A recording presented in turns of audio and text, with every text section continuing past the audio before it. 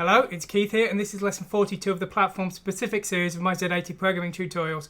Now, we're going to be looking at Rupture again. We looked at it last time, and we were doing some very simple Rupture to create split screens. You can see it kind of here. This time we're going to look at something a bit more advanced, and to be honest, this is kind of the limit of my abilities with this, but I wanted to do a lesson today where I discuss the more advanced things that can be done with Rupture, because I know a lot of interest has been generated in the Amstrad community and generally in the retro gaming community by the Batman Group's Vespertino demo, which is this thing here. Now, a lot of people have been really amazed by this and have been sort of saying, well, how on earth can the CPC do this kind of thing? It's impossible. Other systems with the same processor can't do anything even close to that. And what I wanted to do today is try and demonstrate how the CRT can be manipulated into generating very dynamically changing images from very few bytes by using its offset and distortion kind of registers. So we're going to create a very simple display today using the CRTC registers, and we're going to manipulate a few bytes of data memory to create a full screen of visual display. And I think this will hopefully explain a little bit of the methodology that can be used to create these kind of complex displays in the Batman Group's demos and things, and hopefully this will help people understand a little bit more about how this kind of thing can work. Now, I just have to completely reiterate, the Batman Group are massively above my skill level, and I'm really only trying to give a very simple example for people who are completely clueless about how this works, to be honest. So I can't claim I can do anything like they can, but I think I can at least give you some idea of how it works, and so you can have more of an understanding of what's actually going on and why they are indeed so clever at what they're doing. Anyway, so let's just go ahead and fire up the example we're going to be running today. So we're going to be running it straight from WinAP here. So if I press F9 and compile it, and then if I go to here and do call and 1000. Now, these are the lines of data we're using, so you can see there were 12 lines there, and then we've generated this sort of fake screen here. And I mean, my theory here is these are some trees with some red bark, and then we've got some grass, and we've got some wiggly lines for the track.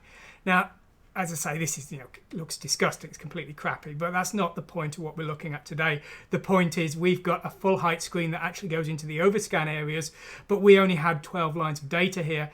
The rest doesn't exist in memory. It's a purely visual trick, and these wiggly lines are not wiggly in memory. They're the same 4 pixels repeated over and over again with the screen offsets manipulated to make them bend. And I think if we look at the Vespertino screen here, I suspect this is how they're doing these curved tracks here. And I think this, you see there's a light green here and a dark green here, that's got to be palette switching, as is this sky. So the way that I'm moving the screen here, bending this track, I suspect they're doing to do this bendy track here, and probably some of the mountain effect as well. So I think this is the kind of thing they're doing. As I say, mine's very simple, but I just wanted to discuss how we can use the registers to do this kind of thing. So let's just run that again. So if we just run that one more time, and those lines that you can see now are all that is physically in memory. This is a trick that's being done by constantly manipulating the CRTC registers. Okay, so how are we doing this? Well, here's our code here. The first thing we're doing is we are clearing the screen, and then we've got some code here that is creating the 4 track lines, the code that is making the tree trunks, and then the code that's making noise basically for the grass. We're not going to cover this. This isn't relevant to what we're talking about today. Then we've got a little bit of a delay. So this is just a test data creating, and we're not going to discuss it. This is where things get more interesting. So what are we doing? Well, what we're doing first is we're defining the horizontal blanking area to be just 4 wide. It's usually 16 wide, I think. And the reason we're doing for this, well, it's easiest if I show you. Let me just rem this out. It'll actually even explain how we're making that track wiggle. Just wait for that delay. Now you can see here at the left hand side here we've got some kind of black bits, and the reason for this is we're manipulating the offset of the start of the screen, and that is having the effect of making the track bend. But because we are now bending the screen, we're actually seeing parts of the horizontal blanking, which we don't want, which is why we're making that horizontal blank much narrower to fill in those areas. Now, one thing I do have to point out with messing with registers this extremely in theory, you could damage physical hardware. I don't have a physical monitor to test. I don't know that any of this will damage the hardware, but it's all at your own risk. So, you know, please take responsibility for that kind of thing. So we're setting our H blank here to 4. Vertical blank you can't set on all systems. Some CRTC modes, the different hardware can't do it. So we should always leave that at 16 anyway. Now what we're doing is we're setting up a fake interrupt handler. We're really using every shred of processing power in this for this example. So we don't want the interrupt handler doing anything, to be honest. We do need the interrupts running though, because we need our timing very precise. So next what we're doing is a bit of initialization. We're waiting for a new video redraw, so we're waiting for the top of the screen, and then we're doing an EA and a halt to wait for the next interrupt. The reason for this is we need to be absolutely pixel precise on all of our systems. So now we're into our main loop, and this is where all the work starts. So once again, we wait for the top of the screen. This time, this first one could have occurred halfway through the start of a new screen, and that would have made things a bit unpredictable, which is why I'm doing this twice, once outside the main loop and one inside the main loop. Now what we're doing is very similar to what we did before. We're turning off VSync by setting the VSync point to 255. This is impossible. It would never happen. What we're actually doing is stopping the VSync happen until we get to the bottom of our screen, and we're going to calculate that ourselves. The reason we're going to do that is we're going to define lots of screens that are just 4 pixels tall. Okay, so now we just need a little loop to wait for the start of the drawing cycle, and now we're actually going to start setting up the registers for our crazy screen. Now we've discussed before the way that a screen is made up of character blocks. So a character block is usually 8 tall, and that requires a setting of 7 in register 9. But in this case, we're going to set register 9 to 0. This means that each character block is just a single pixel tall, which is crazy, but that's what we're going to do. We're then going to define the screen to be just 4 pixels tall. So each screen is 4 characters tall, and each character is 1 pixel tall, so our screen is 4 pixels tall. Of course, our screen filled the entire visual screen, but this is a CRTC logical screen. So once that screen stops, we'll create a new one, and this allows us to set things that we couldn't usually set.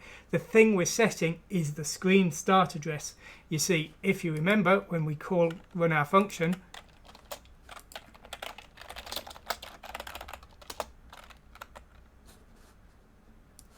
these are all the pixels we've got. And what we're doing, you see, is whenever we want to draw a bit of track, we're defining a 4 pixel tall screen using this address. Whenever we want to draw grass or tree leaves, we define it with this address. And whenever we want trunks, we define it with this address. And in this way, we can use just these 12 lines to create a full screen. And we've got full control over which bits show what. And again, I think that's what they're doing just here.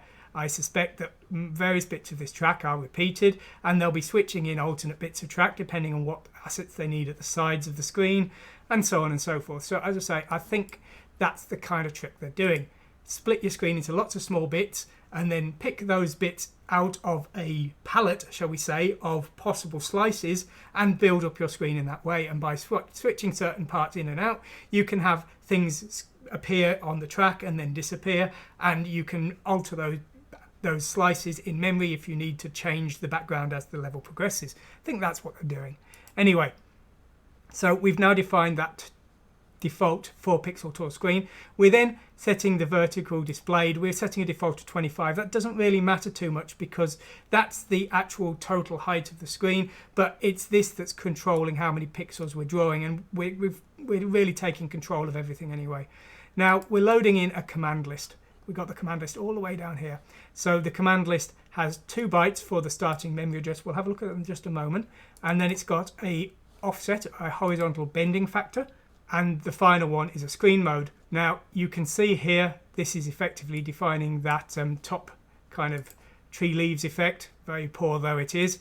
This is the chunks. You'll notice the memory address is slightly different here. And then this is the grass. Now the grass is in mode 0 here. You can see the screen mode has actually changed. For a bit of fun, I actually added the ability to change screen mode. But then if we look down to this bit here, you'll see that this value is constantly changing here, changing quite a lot.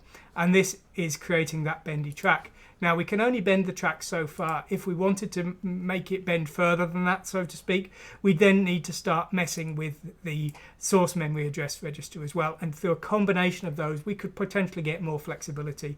it wouldn't be possible for me to make the track completely bend off the screen, because this setting won't go that far before it starts causing screen problems. But anyway, as I say, I think this is an adequate example for some interest.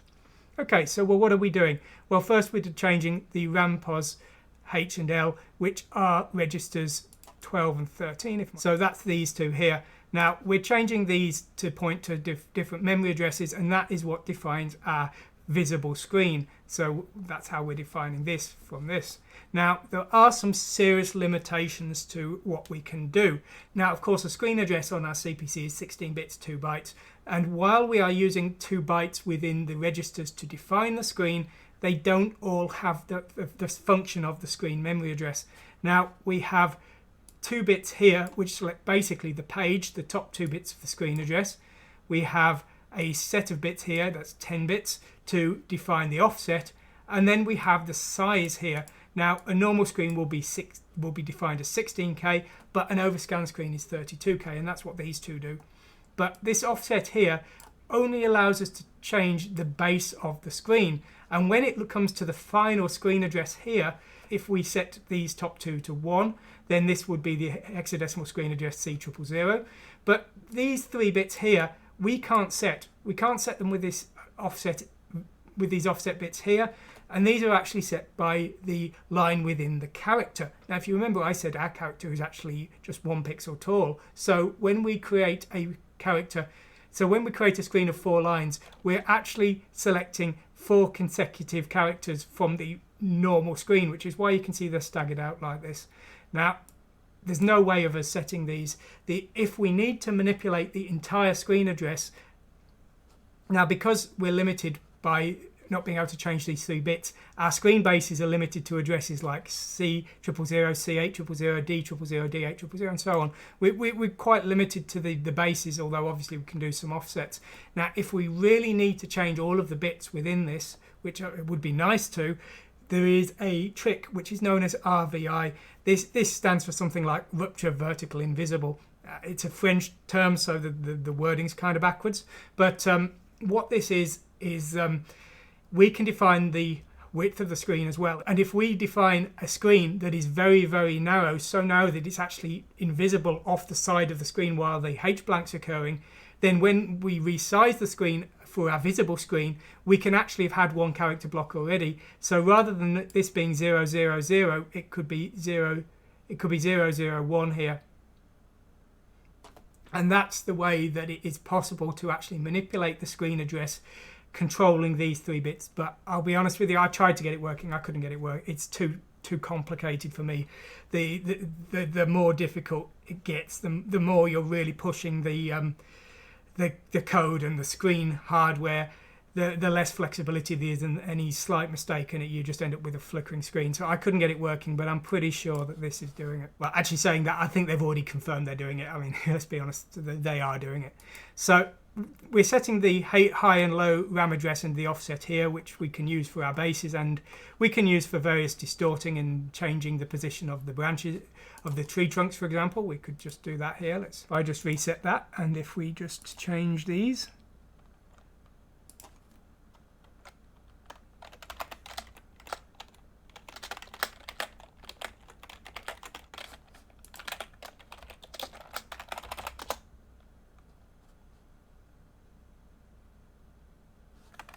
and now you can see the tree trunks are a little bit more central. They were at the far left before, they're now a bit more central. Now this gives us the ability to move things within a 1 character block, so 2 bytes offset. That's the amount of definition we've got there, because as you can see here, this bottom bit is always 0. But that's what we can do with that. But quite useful if we want to do that kind of thing. And then after we set the screen base, we're setting the so-called offset, this bending factor, and that is with register 2, which is the horizontal sync position, and that's causing this bending effect. But there are some quirks in it. You can see it's slightly distorted in places, and I think if you look here, you can see this weird distortion going on here as well. I think that's probably being used to some extent. I think there's a combination of effects. One will be multiple versions of the screen parts rendered in slightly different ways. One will be memory offsetting. One will be this horizontal sync position, and I'm sure they've come up with even cleverer stuff as well. But anyway, that's how we can change the bending of the track there. And then if we're using the screen mode 0, we've got some code to do that as well. And then as before, we now have to have a delay because we need to actually delay until the start of the next screen. Remember, we are creating 4 pixel tall screens, so after each one finishes we need to start creating the next one. The system's not going to do it for us, and that's why this is so hard, and that's why I couldn't get RVI working, unfortunately. So we then loop until we've finished our entire screen. Our screen is being defined as 69 lines tall here, and then once we've done that, all we need to do is actually reset the screen settings so that a proper VSync can occur, because we do need a VSync to occur. We then wait until that VSync occurs using the interrupt handler, because that's a good way of getting things done. And then we jump back to the top, and then the entire procedure starts again, wait for the VSync and start drawing the screen again. And that's the problem, you see. I would have loved to have had some cursor keys so we could tweak the screen in real time, but this is using every ounce of processing power. And what little there is spare in the delay here, it's got to be absolutely precise. If you're the equivalent of 186 nops one time, or something like, or even 186 and a half maybe, if there's a very slight fluctuation, the screen's going to go crazy, and that's not good. So unfortunately I've not been able to do that, and I want to bring your attention to the Vespertino screen here. Now you'll notice here you've got this really impressive track down here. You've got this big blue area up here with a little bit of text and graphics, but nothing particularly impressive. And here, just really some palette switches probably. Well, what's going on there? Well, I suspect actually in this area, all of the preparation for this, all of the sound processing, all of the joystick reading is actually being done. And then down here, they're just furiously changing registers the whole time just to build this complex screen. That's what I think's happening. But as I say, I can't pretend to be as good as they are. They've really nailed this down over years and years of hard work. So this is the best I can do at the moment, and I don't envy them in their task, because as I say, the harder you push the hardware, the more likely you are to end up with screen corruption. And unfortunately I've done my best on this, but if we change between different CRTC versions, I'll just show you here. If I change this to 1, you'll see very slight differences in the position of the screen and things. There's very slight mistakes, like the mode 0 change isn't quite at the start of the grasp, but I think in some CRT modes it is. So they're going to have a hell of a time building a game that works on all CRTCs and can do that. I mean, good luck. Amazing work. Really is amazing work. Anyway, that's how we can trick the CRTC. That's the limitations of the screen base and why RVI is a thing that people think is a great thing, and it is. But as I say, hopefully this has given you some ideas of how crazy screens can be built up without drawing lots of pixels, just by manipulating that into that. I hope you've enjoyed this. If you've got any better sample code you're willing to share with me for me to make future tutorials, please send it over and I will do so. If you've written your own better tutorials than mine, then please send me the links and I'll include them in mine, because if you've managed to create something that's going to help people, I'm happy to share it. Anyway, thanks for watching today, and goodbye.